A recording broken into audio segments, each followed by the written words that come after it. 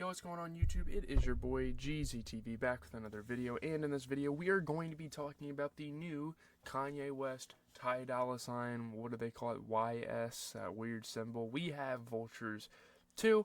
Obviously going into this album I wasn't very excited. Vultures 1 definitely had some cool songs at first, but over time I just stopped caring about it, so I wasn't all that excited for this. And keep in mind, as I'm reviewing this album, it was delayed by 4 months, and obviously there's supposed to be a third volume as well, which I don't know if I believe that. There were at least 3 different promise dates for this fucking album, and we finally got it like a week ago pretty much, but I wasn't really able to do shit. I was out in Lollapalooza having a fucking blast. The album has also been updated since its initial release date, which I'm not a huge fan of, you know, doing that and not having a final version, but at least listening to it late, it kind of has its perks. And by the way, I'm only listening to the Apple Music version.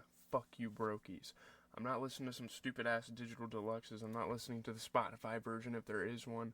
I don't give a fuck. Let's get into this. Track 1 is Slide, and this song, like many others, has been previewed before. Most of these songs people have heard from listening parties, snippets, recording sessions. It's such an interesting, condescending beat. It kind of sounds like one of those like movie companies, like the I can't think of what movie company does that. It's like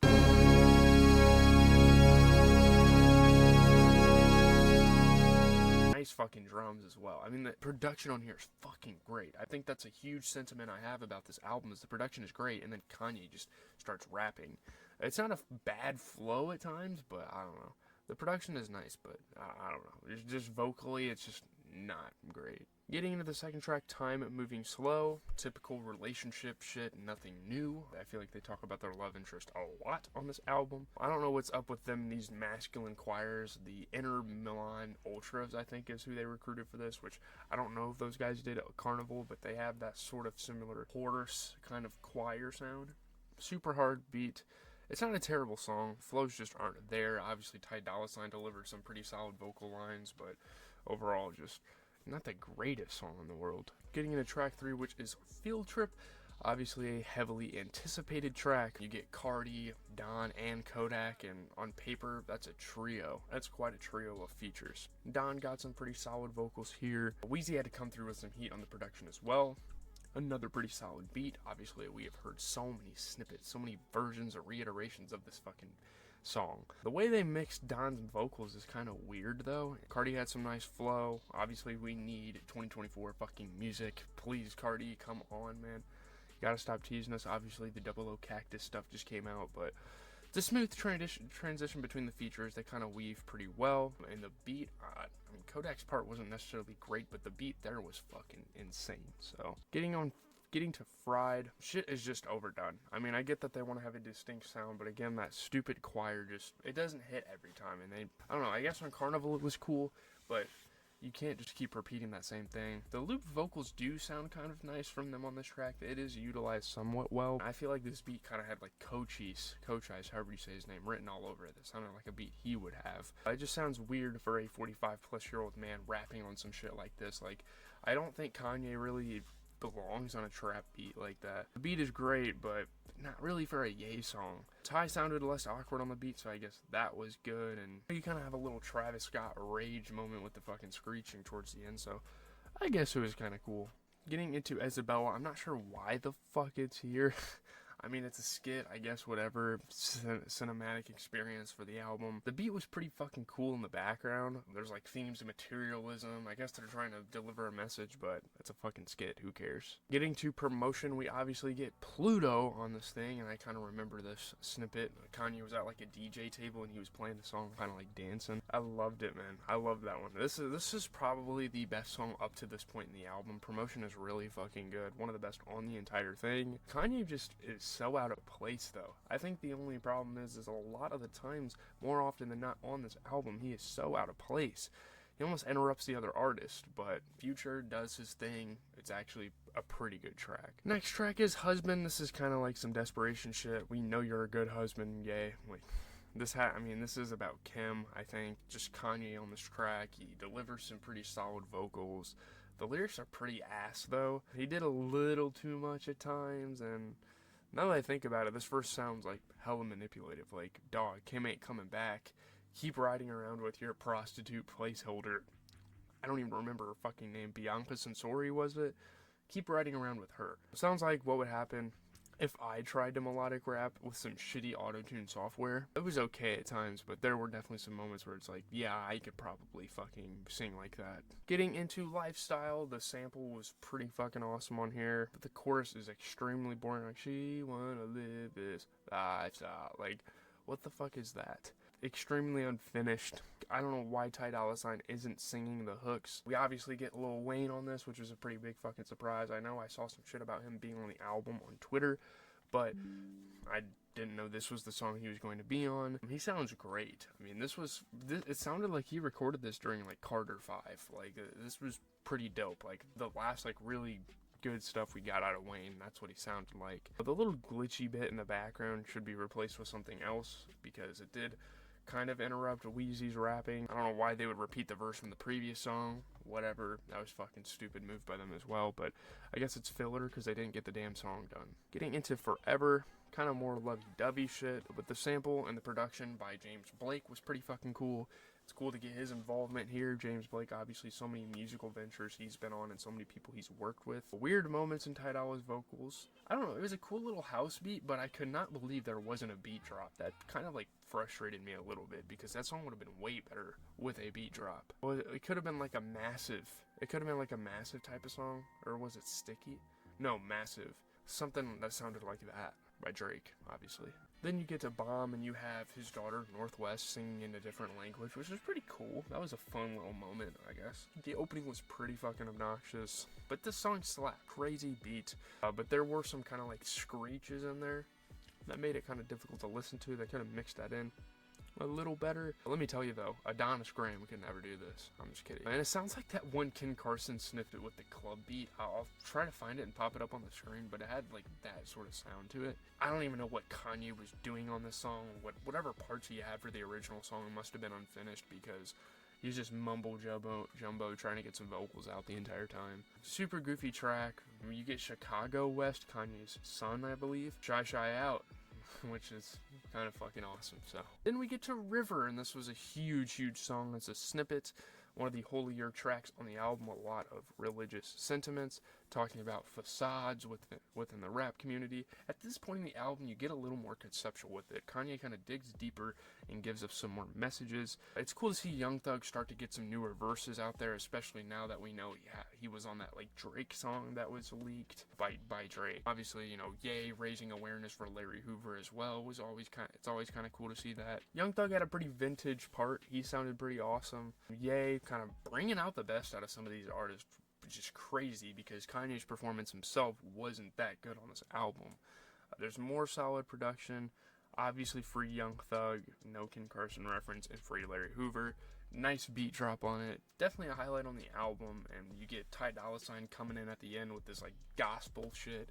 It was pretty fire. Then you get 530, one of the best samples, one of the best loops on the entire album. Fucking Swish is amazing. Ye continuing to reflect on his relationship with Kim. It's a pretty sad song. Like, this is a very sad way to portray how that relationship went. Bringing alcohol into it, you kind of feel for the guy, getting into arguments. It was originally supposed to be called The Cars Missing, which I would have thought that would have been a sick title. One of the most introspective and conceptual tracks on the project. I really appreciate songs like this, and I feel like we should have got more out of like that, especially because Kanye has had so many conceptual albums, namely the College series and to an extent 808s.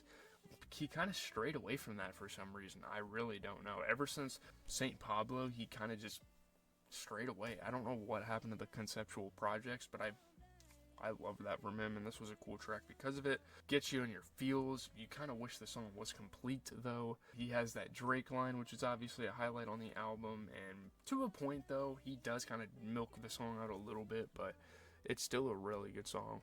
Next, we have Dead. You have Future and Lil Durk, which is kind of a cool combo. It was originally supposed to be the opening song for the album, supposedly. Future had some weird sounding vocals at a point. Solid beat, but again, this is more of like a Future beat than a Kanye beat, especially when ATO Jacob and London on the track are producing the damn thing. Like, this should be a Future song. This should be on like Mixtape Pluto, which is supposed to be coming out soon. Dolla still sounded cool. Not a terrible verse from Durk. The track was kind of boring. It wasn't that special. Obviously, when Future got a verse, he sounded pretty good, but nothing crazy here. Next is Forever Rolling. I love the Forever Rolling reference to the producer. That dude deserves his flowers. He has worked with so many artists. Imagine having a Kanye song named For You and After You. That's great. Obviously, Lil Baby is on here. And Kanye struggled financially recently. I guess, not sure how. Oh, wait. Bruh. Apparently this was originally a Voice of the Hero song with Lil Durk and Baby, which was kind of cool. It's a very futuristic sounding beat. Ye needs to find his flows though. Like, he needs to find his old rapping edge, because it's not great on this album. Interesting 808s and Heartbreak type auto-tune on here. This is literally just a worse version of Hurricane, but replace The Weeknd with Ty Dolla $ign, and then you get some fucking synth porn. So it's kind of cool. And then we get Sky City, which is definitely one of the highlights on the album. It has AI on it, apparently. Sai the Prince is on this thing. A Yandi throwaway. More religious aspects. More of a religious sentiment to kind of go with some of the other tracks on the album. It's like a November by Tyler, the Creator type concept, which is pretty fucking cool. I do remember this snippet. There's a lot of elements that were like played in fractions, throughout the rollouts of the Vultures albums. Fucking great. And Designer makes a fucking surprise appearance as a vocalist on the chorus. That was crazy. This song just has everything you need in it. You get the Tupac interpolation, which was absolutely beautiful. 070 Shake. I don't know if that's how you're supposed to say her name, but her part was insane. So much on this track. You get everything you fucking want. Getting into the last track, My Soul, there's a lot behind this song, in a tribute to the California prisoners they were using to put out wildfires. Shit was borderline slavery. This was something, coming into the album I never really knew about. I never knew they did this. Obviously, being from an environment like Southside Chicago, this is very relatable for Kanye. A lot of, prison reform activism from him over the years, him kind of expressing his feelings about that, and Kim Kardashian got involved with it. Ty Dolla $ign's brother as well, if you guys didn't know, serving a life sentence for a murder he didn't commit. I never knew that coming into the album either. Again, there's just a lot going on. The guy in the picture right up here is actually Ty Dolla $ign's brother. A super sad song, more holiness. Songs like this make me think that Ty Dolla $ign should have been on Jesus is King a lot more than he was. The song's pretty crazy, and Kanye's verse was fucking great. This was Kanye's best verse on the entire project. Ty Dolla's brother was on here. He showed some talented vocals and rapping. This was a really good way to close out the album. This was a pretty good song. Getting into the general review, thank God this album wasn't available exclusively to the Yeezy website, because I'm not sure if it would have been worth all of that, really. It's still a pretty decent album. There's definitely some solid songs on here, but it's not great. I don't know, I'm not going to sit here and call it great. Obviously, people are kind of shitting on it for some reason, but I'm not going to come out and do that, but I'm not going to praise it like a fucking Kanye dick rider and be like, oh my god, this is insane.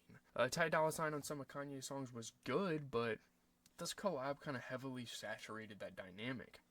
And I wasn't a huge fan of, them going into this many collab albums in the first place. I think they should have just kept it a couple songs here and there. I don't think a collab album is needed between these two in the first place. And I will say, they use features on this album pretty well.